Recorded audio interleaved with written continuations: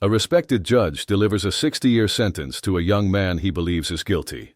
But when a forgotten piece of evidence resurfaces, it reveals a web of corruption so deep it shakes the justice system to its core. The courthouse in Bakersfield, California, was filled wall to wall that sweltering afternoon, the tension in the room matching the oppressive summer heat. All eyes were locked on Judge Leonard McAdams, a figure whose decades on the bench had built him a reputation for being immovable, stern, and uncompromising. At 64 years old, with more than 3 decades of rulings behind him, his presence alone could still make the room hold its breath. In front of him stood 26-year-old Marcus Lane, hands slightly shaking, but posture firm, wearing the weary look of someone who had spent most of his life trying to outrun assumptions. Marcus had never wavered in his claim of innocence, not during his arrest, not during trial, for the armed robbery of a downtown jewelry store that had left an employee clinging to life. But on this day, his voice wouldn't sway the outcome. "Mr. Lane," Judge McAdams began, his voice deep and deliberate, "you have been found guilty by a jury of your peers of committing a violent and calculated act that brought lasting harm to this community. You've expressed no remorse, and for that, the law must speak firmly." In the gallery, Marcus's mother held a trembling hand over her mouth, her heart breaking beneath the weight of a system that couldn't see the son she raised, the boy who once wanted to join the Coast Guard. But the evidence, the court had ruled, was damning. Grainy surveillance clips, conflicting witness testimony, and a single anonymous tip that painted a target on Marcus's back. "I sentence you to 58 years in the custody of the state," McAdams concluded, striking the gavel with finality. The sound echoed like a door slamming shut.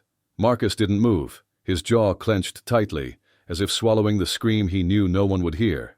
Reporters scribbled furiously, murmurs rippled through the spectators, but to Marcus, the world had gone hollow.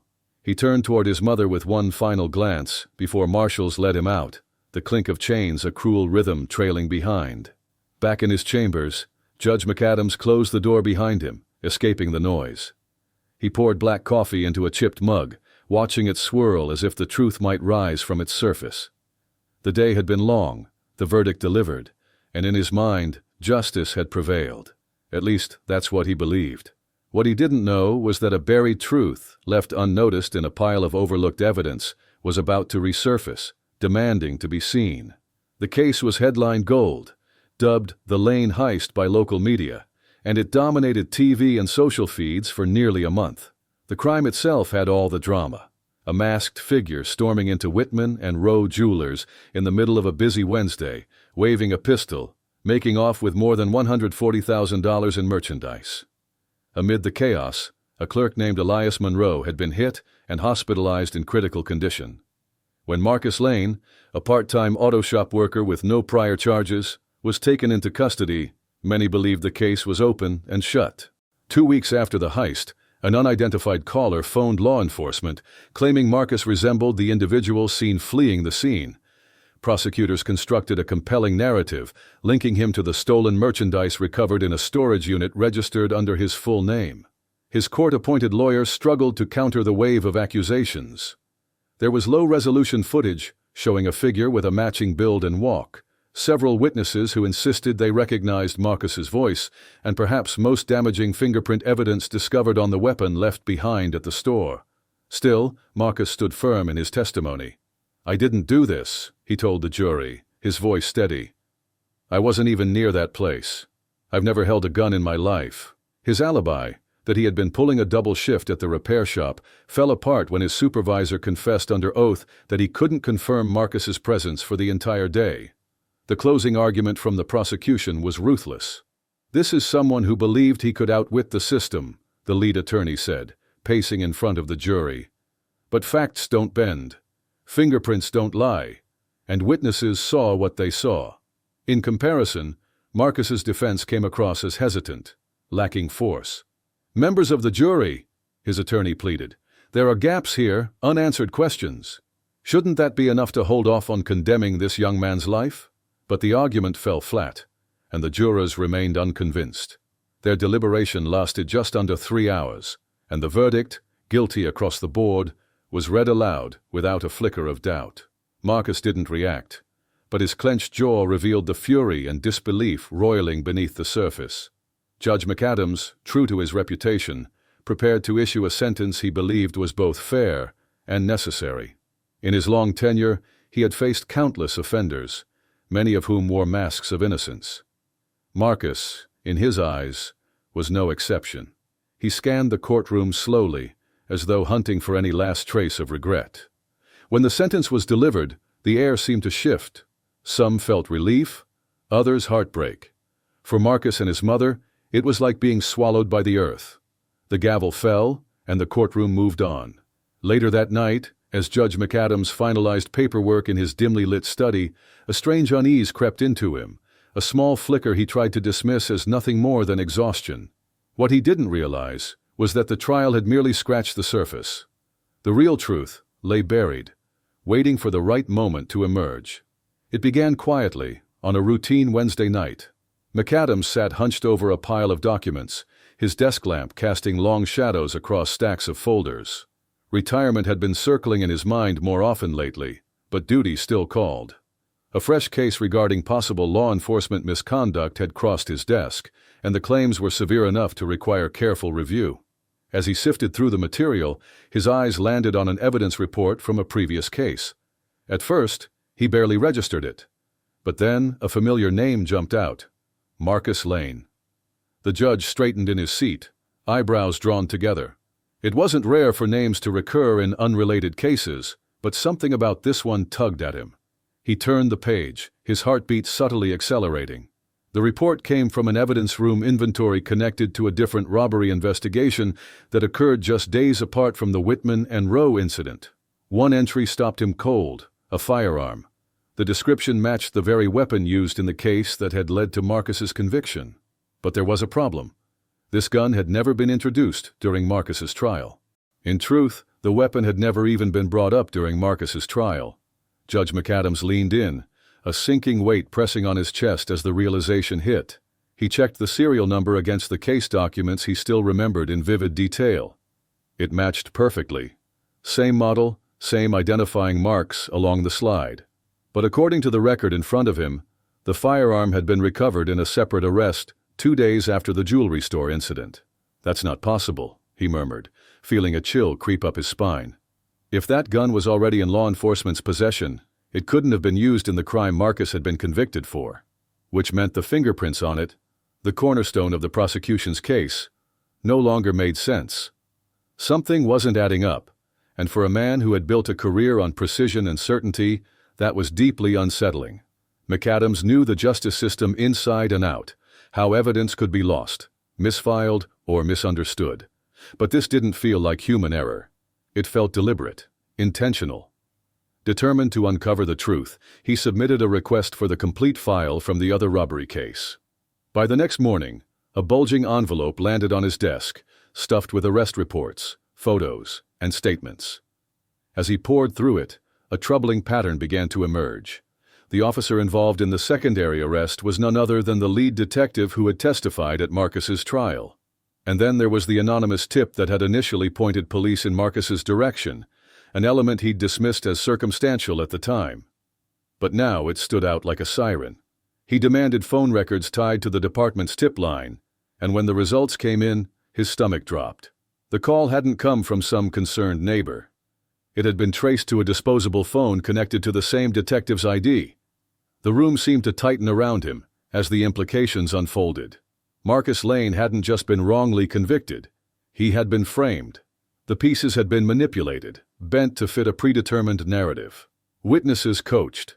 Paper trails scrubbed clean. McAdams sat back, sickened by the thought of the 58-year sentence he'd handed down, a sentence that now felt more like a betrayal than a ruling. Everything he had stood for, every principle of justice he had ever defended, was now in question. But he couldn't let it end there. He picked up the phone and called a former colleague, retired investigator Jonah Reyes. They met in a quiet cafe off Route 90, where McAdams laid out the disturbing discovery. Reyes, a blunt man with decades of experience uncovering internal misconduct, listened carefully, his expression darkening with every detail. "This isn't some clerical mistake," he said finally, setting down his mug. "If what you're telling me holds up, Someone buried this kid on purpose. McAdams nodded grimly. I need more than suspicions. I need evidence, unshakable proof. Within days, they were buried in paperwork, reviewing departmental logs, cross-checking testimonies, combing through outdated reports. What they unearthed was staggering.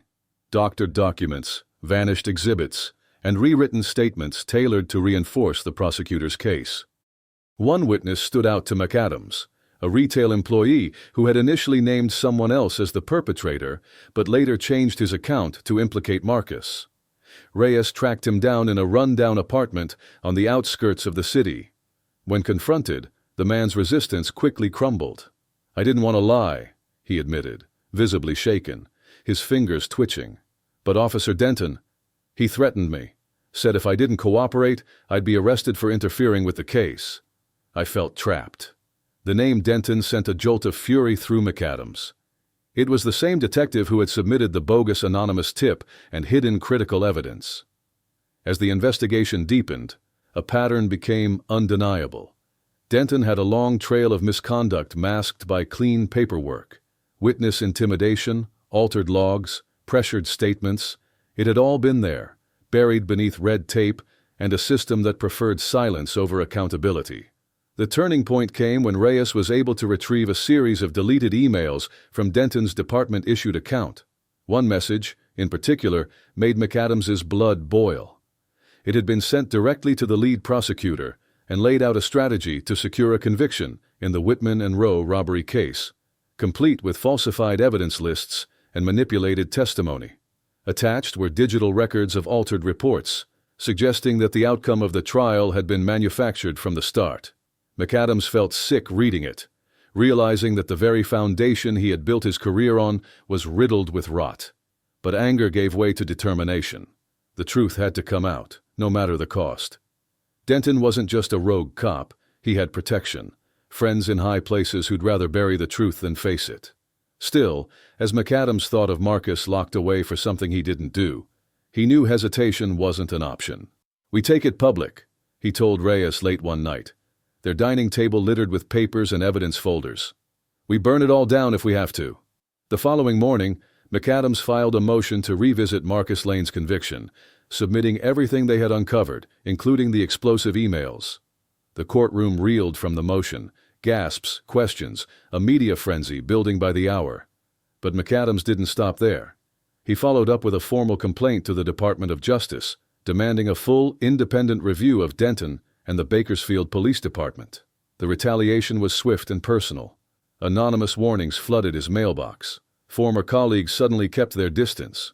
Reporters speculated whether McAdams was losing his grip, but he refused to retreat. The facts were now in the open, and there was no walking them back. Still, as the headlines raged and the community buzzed with controversy, McAdams understood the real war had only just begun. What lay ahead would test every ounce of resolve he had left. The impact of his motion hit the city like a thunderclap. Newscasts exploded with allegations of systemic corruption, and the public response grew louder by the hour. For the first time in his long career, McAdams found himself under a microscope, and the glare was only intensifying. To some, McAdams had become a symbol of integrity, a man willing to risk everything in pursuit of justice. To others, he was a disgrace, a man turning against the very institution he had pledged to serve. But it wasn't just the media storm or divided public opinion that tested him. There were darker signs.